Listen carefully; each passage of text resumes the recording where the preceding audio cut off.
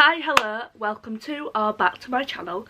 So today we are going to be doing my November wrap up. November literally felt like a blur to me. Like some of these books I feel like I read forever ago, but November went by like the flick of my fingers. Like, it's so weird. I did have some fun reading and I actually read 8 books, which is really good for me. I feel like I'm back in my reading mood because I had a couple slumpy months, but we're back and better, so that is great. Hope you all enjoy this video. Give it a big thumbs up, subscribe, and let's get into it. The backdrop is going to be kind of messy now because I've got like all of mine and my boyfriend's calendars, and then like his Star Wars one. There's literally nowhere else to put them, so they have to go in front of my books, which upsets me a little bit, but my room is very small, so this is the only place they can go. So I'm really sorry that you can't see as many books, but it's fine. Anyway, let's get into the books I read in November. So, first one I read was You're Not Supposed to Die Tonight by Kaylin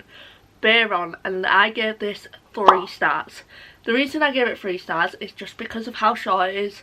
The story just didn't have much depth to me, and I felt like the twists and the turns were very, very weird, not to my taste, and I just didn't really enjoy the writing. But this is about a young girl, the girl on the front, and she works at this camp place where people pay to go and get scared, basically, and they play as murderers, as like famous characters, things like that, and they chase after these people. But eventually the thing that's supposed to be fake starts to feel very real. The group that she's with realise that they are trapped in this place, and this place is also based off of a movie, I'm pretty sure. One thing I will say that was really positive about this book, I loved the first 50 pages, like when it jumped into her playing as one of these characters and scaring these people. That was really fun, but I don't know, the twists and the turns just felt too much for me, and I like camp horror, but I don't know, they just didn't work for me in this. I just didn't enjoy it, which I'm really sad because I love the cover so much. It gives me such 80s vibes, and none of the characters had depth at all. Like, there was no substance to this book, I guess. My dog is just, she wants to get to her calendar and this is what I'm having to deal with. Princess, no, go on the bed, no. Sit, stay there. Yes, good girl. So the next book I read was Haunting Adeline by H.D. Carlton. This book is so insanely dark, so please check trigger warning if you're gonna read it, because wow, I was very shocked while reading this because some of the topics and the subject matter in this book just makes you feel very sick. But saying that, I did really enjoy this book.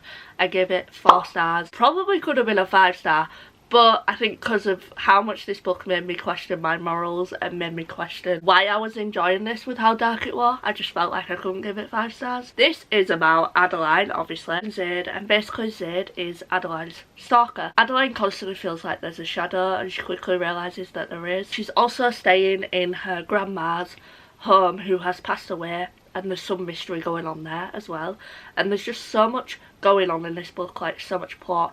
Zaid is a very complex character. I don't know, it made me feel so conflicted, but I did really enjoy it, and that's that. I'm gonna embrace it because I thought this book was just so addictive. I couldn't stop reading, even when it was stuff I didn't necessarily want to be reading about. I couldn't stop reading because I needed to know where the storyline was gonna go. I needed to know that what was happening, that the people that were involved were going to be okay. Zaid's job is so interesting. Like, I loved being in his point of view and figuring out why he's doing the things that he's doing. It just makes you question so much, this book. Please read this if you think you can handle it, because I thought it was such a good book, and it did not feel as thick as it is.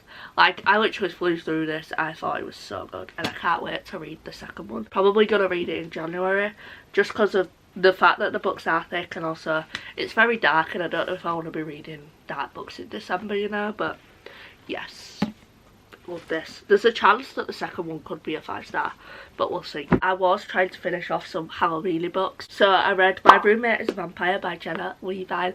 This was the cutest, most funniest thing I've ever read. Like, it was hilarious. I was giggling so much. I was acting like an idiot. I thought it was perfect. I gave it 4 stars, and it was just adorable. And I do think about this book a lot because some of the scenes had me swooning. Like, it was so cute. I loved the dynamic between the two main characters, and her teaching him about the modern world was just such a fun plotline. I've never read anything like this, and I just think the way Jenna Levine wrote these characters was just so endearing and charming. It was such a charming book. So this is about Cassie Greenberg, and she needs a place to live, but she can't afford somewhere that's really expensive. She finds a apartment that's up to be a roommate, and the rent is really cheap. She's like really questioning it, because I think it's something like $500 a month, which is really cheap for where she lives. So she's like, what's the catch? Why is it so cheap? And then when she goes to see this apartment, she quickly realises that the guy she would be roommating with is very strange. Like, he's always in the dark, the curtains have to be shut, he only goes out late at night. Why is he so weird?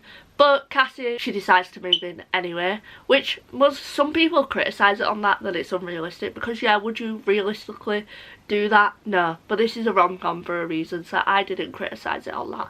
I just thought, it's a book, it's fiction, so what if it's not realistic?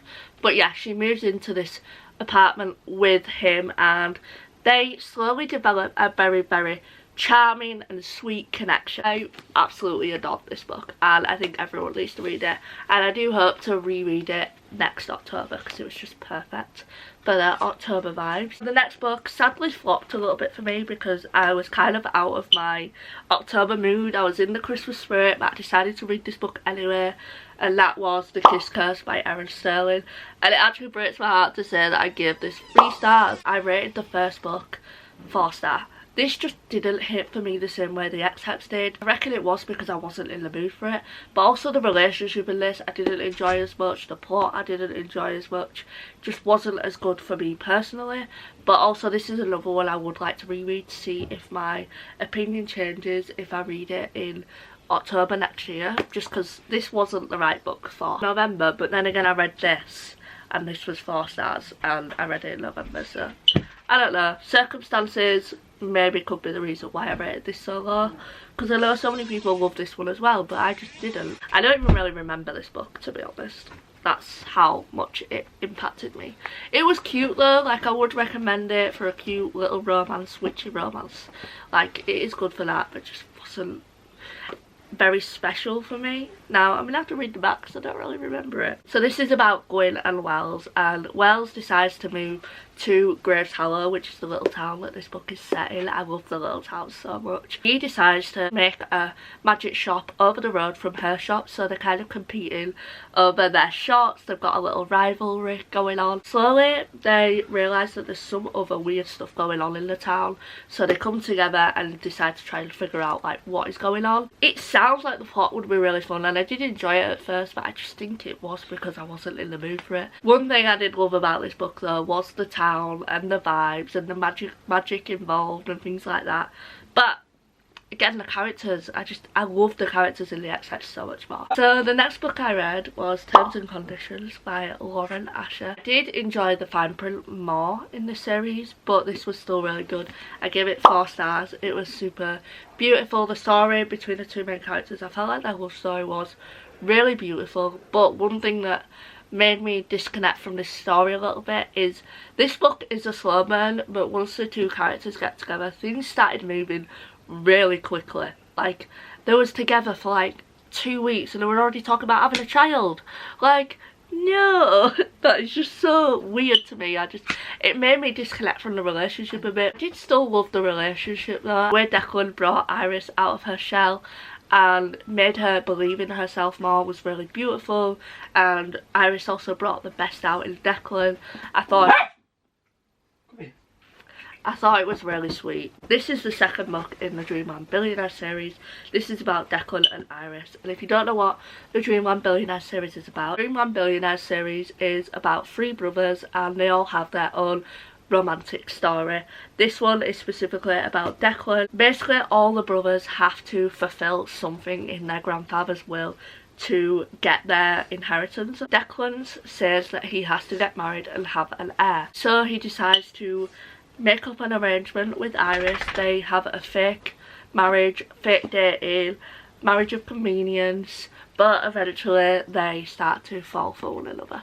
feel like I was really bad at explaining that. I'm not the best at explaining books, but yeah, I do love this series so much and I cannot wait to read Final Offer, especially because Carl had such a big presence in this book. Carl and Iris are best friends. I just love his character, so I can't wait to learn more about him because he is really interesting. He seems like the brother that's got a lot going on, but he tries to hide it with humour. I just can't wait for his story. My favourite book ever. This book has been getting a lot of critiques, but I personally loved it, and that was A Curse for True Love by Stephanie Garber. A lot of people critique this because it didn't have Jax in it as much, but one thing I will say is I think the reason why I love this book so much is because when Jax did appear, it hit so much because I've been anticipating him to come into the story. I've been waiting, and the tension between Jax and Evangeline in this, it hit so hard for me. I loved it, and I think even though Apollo is like the worst character in the world,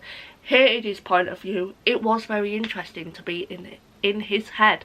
And also I feel like the ending wouldn't have hit as much as it did if we didn't have as much of Apollo that we did in this story, because this story made you hate Apollo more and more, and that's why the ending hit so much for me. One thing I do kind of agree with is the ending. It was very abrupt. Like, we've been waiting for these two characters to be together, they're finally together, and we barely get any scenes of them actually together, which I do wish we got like more from them too. But I did still give this book 5 stars. I loved it a lot and I love these characters. Maybe it's because I have such a love for this series why I rated it so highly, but I can't change my experience. My experience was really good with this book and I sped through it. Like, I loved it. So I'm not going to really say what this is about because spoilers, because it is the 3rd book in a series. I can't say what it's about because then you'd get really spoiled, but please read the Once Upon a Broken Heart series. It is my favourite series out of all the books I've read this year. The Ballad of Never After, the 2nd book in the series, is my favourite book that I've read this year. It is one of my all-time favourites. It's just phenomenal. The way Stephanie Garber writes as well is just so heartbreaking. Like, I don't know how to explain it. It's so magical, it's so whimsical, and the romance she writes just breaks your heart so much in the best way possible. So please read it. The next book I read was With Love from Cold World by Alicia Thompson. Sadly, this one disappointed me a little bit. I thought I'd enjoy it more, but I did still give it a 3.5 stars. I did really enjoy it. So I thought I'd really enjoy this because it's about a theme park set in California, I'm pretty sure. No, Orlando. It's set in Orlando. And these two characters are like work rivals, and then they have to work together to make up a proposal for Cold World, which is the place that they work, to try and revamp it, to try and make it a better attraction for people. But these two are rivals and eventually they start to form a connection, come together and make up a idea together. I did really bad at explaining that, but honestly I don't really remember much about this book.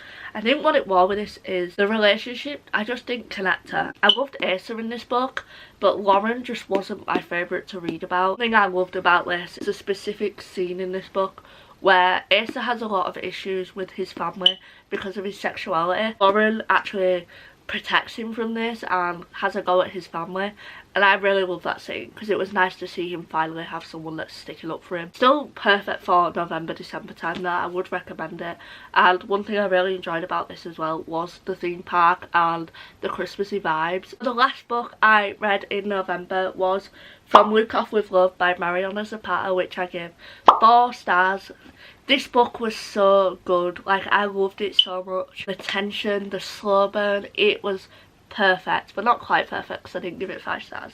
Now the reason for that is towards the end when the two finally get together, it's literally like 50 pages of the book and I just felt like it ended really abruptly. I just wish I got more, you know, like the two characters finally being together. I've been waiting all this time. It just felt like it was all for nothing really because we didn't get much of the couple actually together.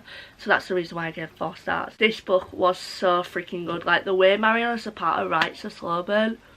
So the reason why this hit so much as well is because the two main characters, obviously they're ice skating together, they're partners, so they're constantly having to like be close to each other. But there's times when they're not ice skating and they're slowly getting closer and closer. Hit so much because you know how special that was. And it was just, I loved it. I loved it so much. So this is about Jasmine and Ivan, and basically Jasmine is a little bit jealous of Ivan because he's really famous, he's a top ice skater, everyone knows him, everyone loves him, and she wishes she had the same. But Ivan's agent, I guess you call her, strikes up a deal with Jasmine and Ivan and decides to put them two as partners because Ivan's partner has decided to take a year off of skating. So they end up having to work together as partners, and these two together are absolutely hilarious. Like, because they have this like banter between each other where they're constantly making fun of each other, them two working together is so funny. But they actually work so well together, which you wouldn't expect when you first read in the book, because you're like, wow, these two just do not get on at all. But they're both such incredible skaters, so when they come together they make up a really good team. I feel like it did have potential to be a 5-star, but I don't know, I just felt like we didn't get enough of them two actually together. Another thing I found really beautiful about this book is it's not just enemies to lovers, it's enemies to best friends to lovers. So the relationship between these two characters was really sweet because you see them be best friends for so long before it becomes something more, and I just think the build up to these two being together was really freaking good. I just wish the ending had a little bit more of them actually being together.